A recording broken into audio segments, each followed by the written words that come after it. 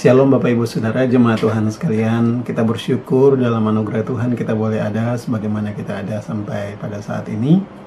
Bapak Ibu Saudara, karena kita masih ada dalam situasi pencurahan Roh Kudus, untuk itu renungan yang akan saya bawakan pada saat ini adalah renungan yang berkaitan dengan pencurahan Roh Kudus. Mari Bapak Ibu Saudara kita buka kebenaran firman Tuhan di dalam Kisah Para Rasul 1 ayatnya yang ke-8. Firman Tuhan berbunyi demikian, "Tetapi kamu akan menerima kuasa kalau Roh Kudus turun ke atas kamu, dan kamu akan menjadi saksiku di Yerusalem dan di seluruh Yudea dan Samaria dan sampai ke ujung bumi." Bapak Ibu Saudara, amin untuk kebenaran firman Tuhan.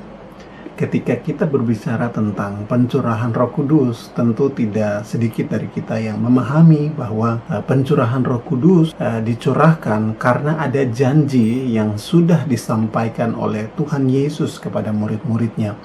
Sehingga Roh Kudus adalah penggenapan janji yang dijanjikan oleh Yesus, di mana Bapa di surga akan memperlengkapi murid-murid Yesus dan orang-orang yang percaya agar roh yang dijanjikan ini akan menuntun orang-orang percaya untuk memahami, untuk mengenal Yesus di dalam kebenarannya, menguatkan bahkan juga menghibur orang-orang yang percaya kepada Yesus. Untuk itu Bapak Ibu Saudara, berdasarkan kebenaran firman Tuhan yang sudah kita baca bahwa Roh Kudus yang dijanjikan ketika itu turun atas kita, memenuhi kita, Alkitab mengatakan bahwa roh itu akan memberikan kuasa kepada kita. Nah Bapak Ibu Saudara, memang ketika kita berbicara tentang kuasa, banyak sekali yang menafsirkan kuasa itu berbicara tentang karunia, tentang nubuat, bahkan tentang hal-hal yang supranatural yang lain. Tetapi ketika kita berbicara tentang konteks ini, rupanya kuasa yang dimaksudkan adalah kuasa untuk menjadi saksi Kristus. Rupanya ada satu kerinduan di hati Tuhan bahwa Tuhan merindukan orang-orang yang percaya kepadanya untuk menjadi saksinya, yaitu dengan menunjukkan kehidupan yang sesuai dengan apa yang Tuhan inginkan dan apa yang Tuhan mau dalam kehidupan orang percaya setiap hari.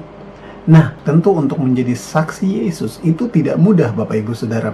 Itulah sebabnya Roh Kudus diutus agar setiap kita mampu, sanggup untuk menjadi saksinya. Terlepas dari segala keterbatasan dan ketidakmampuan kita, Roh Kudus diutus untuk menolong kita agar kita dapat menjadi saksi Yesus dalam kehidupan kita setiap hari.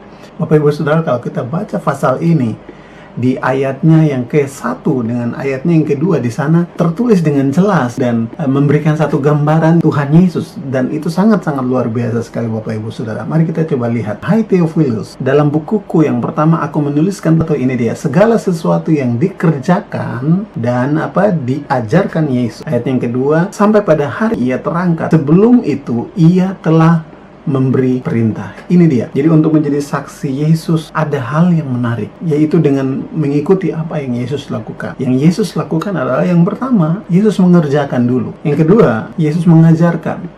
Ya, jadi mengerjakan dulu, kemudian mengajarkan, kemudian memberi perintah. Ini dia. Jadi ini adalah satu teladan yang sangat-sangat baik dan sangat-sangat luar biasa sekali. Kebanyakan dari kita lebih kepada poin yang ketiga, yaitu memberikan perintah. Bahkan kita lebih kepada mengajar, dan kita lupa bagian yang pertama, yaitu mengerjakan. Nah, Roh Kudus akan memberikan kemampuan, kuasa kepada kita agar kita mampu untuk mengerjakan apa yang diinginkan oleh Tuhan sebagai saksi. Lalu kemudian kita akan mengajar, yaitu pemuridan. Lalu kemudian yang ketiga, kita akan memberikan perintah sesuai dengan apa yang tertulis di dalam Alkitab. Bapak Ibu Saudara, saya tidak tahu ketakutan apa yang hari ini sedang membuat kita, menggerogoti kita untuk takut dalam tanda kutip untuk menyampaikan atau menjadi saksi Yesus. Tapi Bapak Ibu Saudara, hari ini kebenaran firman Tuhan mengingatkan kita bahwa Roh Kudus akan memampukan kita menjadi saksi. Roh Kudus akan memberikan kuasa agar kita dapat menjadi saksi Kristus dimanapun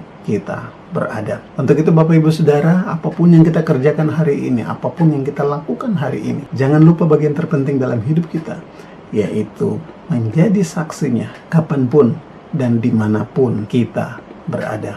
Tuhan memberkati Bapak Ibu Saudara sekalian. Mari kita berdoa. Bapa, kami bersyukur dan berterima kasih untuk kebaikan dan anugerah-Mu dalam hidup kami. Dan pada saat ini Bapa, di dalam kerajaan surga, kami menyerahkan seluruh kehidupan kami, dan biarlah Roh Kudus nantiasa memberikan kuasa kepada kami untuk dapat menjadi saksi Kristus kapanpun dan dimanapun kami berada. Amin.